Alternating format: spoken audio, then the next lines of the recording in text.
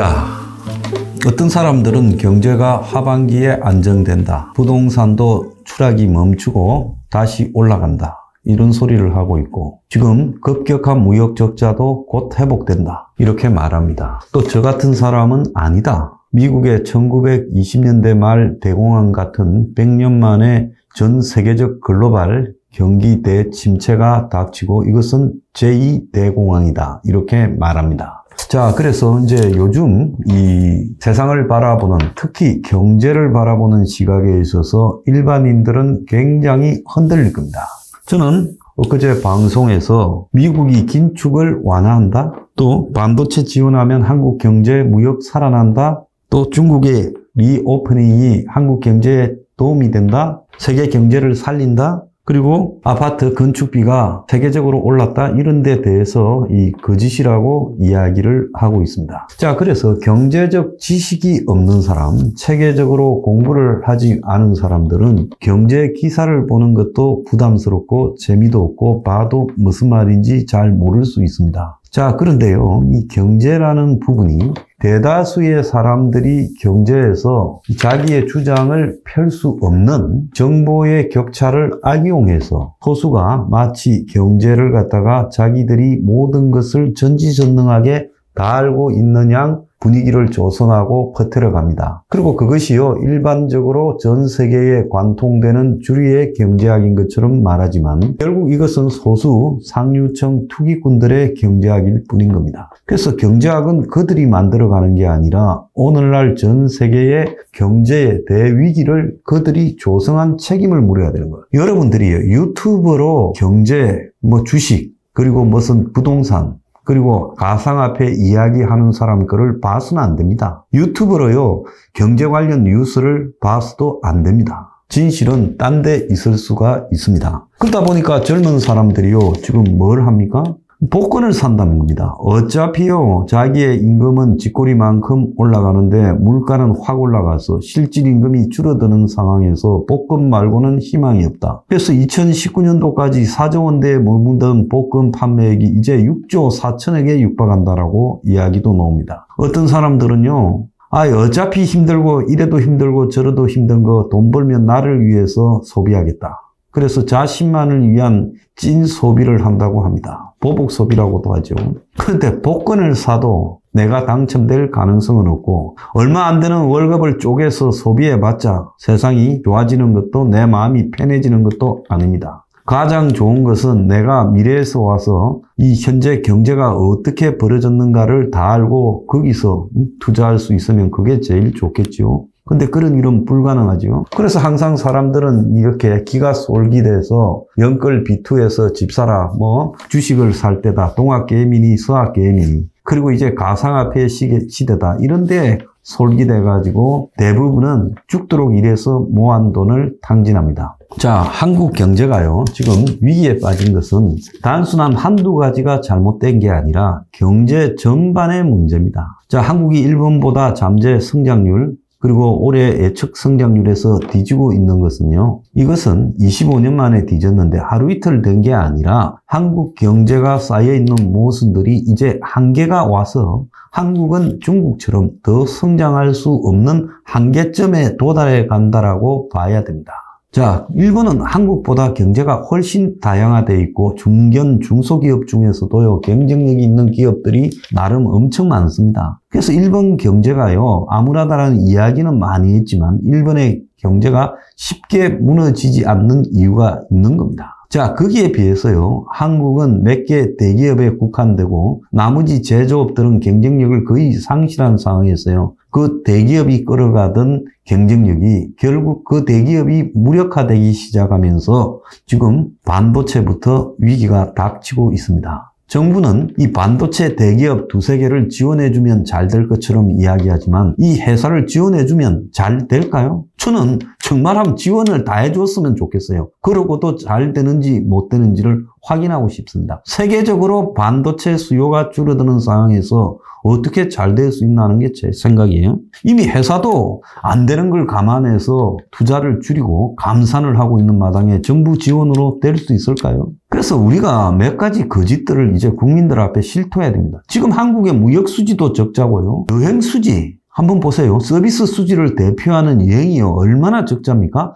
전부 일본에 놀러 가잖아요. 해외 나가고요. 요즘 코로나 풀렸다니까. 그런데 외국인 관광객이 한국에 얼마 들어옵니까? 결국은요, 무역 수지하고 서비스 수지를 합친 경상 수지가 올해 대폭 적자가 날 거다. 오히려 무역 수지 적자와 서비스 수지 적자가 합쳐져서 경상 수지가 무역 수지 적자보다 더 커질 수도 있다는 겁니다. 자, 그것뿐입니까? 중국하고의 관계를 가지고 중국이 우리의 봉인 것처럼 생각하면서 이 수출 대상국이다 했는데, 이제 중국은요, 한국에서 독립할 준비를 갖췄지만 한국이 중국에 기대면서 무역 다변화에 실패하고 지금 중국이 한국하고의 관계를 줄이면서 지금 급격하게 중국의 수출이 줄어들고 있습니다. 자, 일본이 자국의 환율을 저평가하면서 인위적으로 한국하고의 관계에서 이 환율 경쟁력을 가지고 가고 있습니다. 이것이 수출 경쟁력이 되고 있죠. 그래서 전방위로 위기가 닥치고 있는데, 자, 이런 위기에 대해서 저하고 이야기를 비슷하게 하는 사람이 세계에서 늘어나고 있습니다.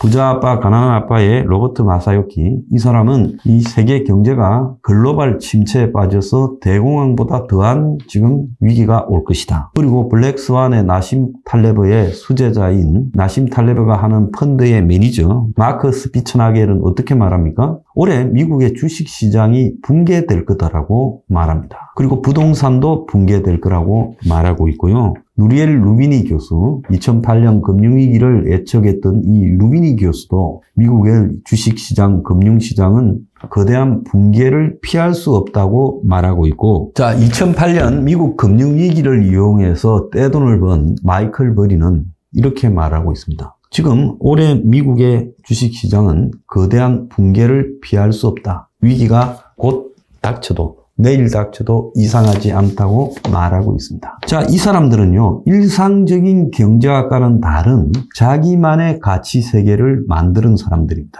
주류 경제학자라고 불릴 수 있는 사람은 없어요. 왜 주류 경제학은 예측에 실패하고 이런 비주류들이 성공하느냐? 그것은요, 주류 경제학은 그야말로 이 기득권의 이해와 연결되어 있기 때문에 주류 경제학에 몸을 담그고 있는 사람들. 뭐 IMF, 미국의 연준, 그리고 더 나아가서 세계은행, 그리고 뭐 BIS, 결제은행 이런 데 몸담고 있는 사람이 세계 경제 위기가 온다, 대공황이 온다, 주식과 부동산의 대폭락이 온다 소리 절대 안 합니다. 이런 소리 하면 거기서 쫓겨나죠. 그래서 주류 경제학은 경제 현상을 맞추는 데 실패하는 겁니다. 자, 그러면 한국의 지금 한국은행이라든지 한국의 청와대 경제수석, 그리고 재경부 장관, 그 밑에서 일하는 주요 관료, 금융위원회 이런 데서 일하는 사람들은 어떤 시각을 가지고 있을까요? 그들이야말로 주류 경제학의 찌끄레기를 먹고 사는 변방에 있던 인물입니다. 주류 경제학의 변방의 인물이죠. 원래 어떤 종교의 핵심에 있는 사람보다 변방에 있는 사람이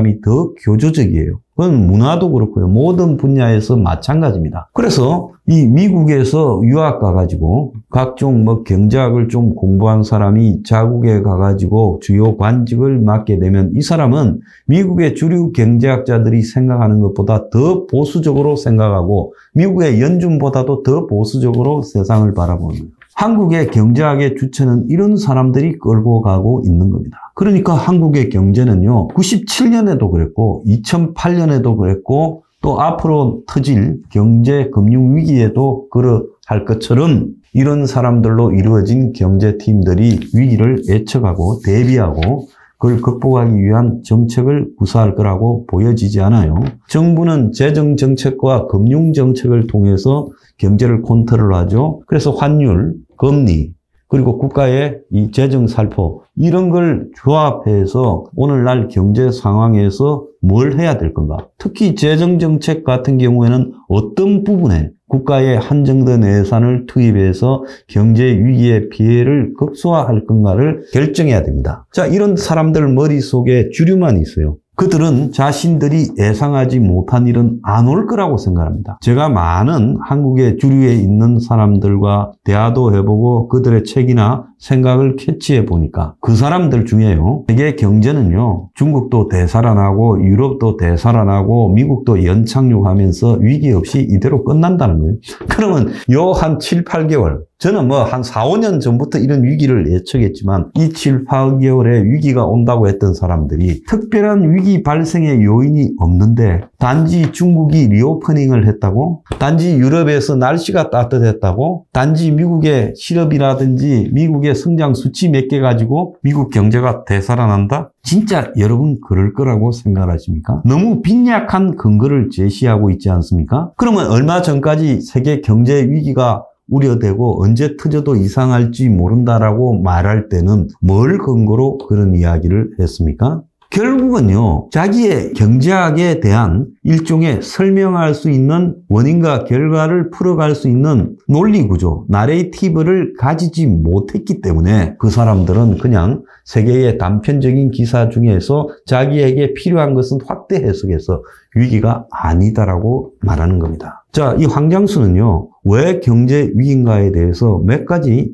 이 논리를 가지고 설명을 했습니다. 화폐의 남발, 그리고 세계화 신자유주의의 종말, 그리고 폐쇄 경제로의 회귀, 그리고 더 나아가서 기술 발전, 자동화, 4차 산업에 빠지는 한계, 이런 것들이 뒤섞여서 오늘날 세계 경제 위기에 토대를 차곡차곡 쌓아왔다. 그래서 이제 이것이 터져서 지금 누적되어 있는 모순들을 극복하려고 하는 단계에 이르렀다고 결론을 내렸습니다. 저는 2008년 미국의 금융위기 이후에 한 10년 전부터 이렇게 될 거라고 말을 했습니다. 그리고 이제 그런 모순들이 드디어 터지기 직전까지 이르렀고, 내일 아침에 여러분이 자고 일어났을 때 미국의 정시가 대붕괴했습니다라고 시작될 수도 있고, 자, 한 서너 달 뒤에 한국의 은행, 증권사, 보험사, 그리고 캐피탈 등에서 문제가 터졌다라고도 할 수 있는 겁니다. 자, 그렇기 때문에요, 이 경제를 바라보는 시각에 있어서 주류들만 별거 아닌 것을 굉장히 중요한 것이냐 저들끼리만 알고, 그리고 나머지 국민들에게는 경제학 공부를 제대로 시키지 않고, 그러면서 저거 멋대로 경제학을 해석해서 위기라 했다가 아니다 했다가 회복된다 했다가 이런 이야기를 하고 있고, 반도체만 지원해주면 한국 경제 살아난다고 합니다. 윤 정권은 반도체를 확실히 지원해서 지원 결과 살아나는지를 반드시 검증해 주시기를 바랍니다. 그래서요, 경제학을 가지고 고민도 없고 철학도 없고, 솔직히 말하면 대학원 수업 시간에 배운 걸 가지고 경제학의 전부라고 생각하면서 살아가는 사람들 큰 코 다칠 날이 임박했습니다.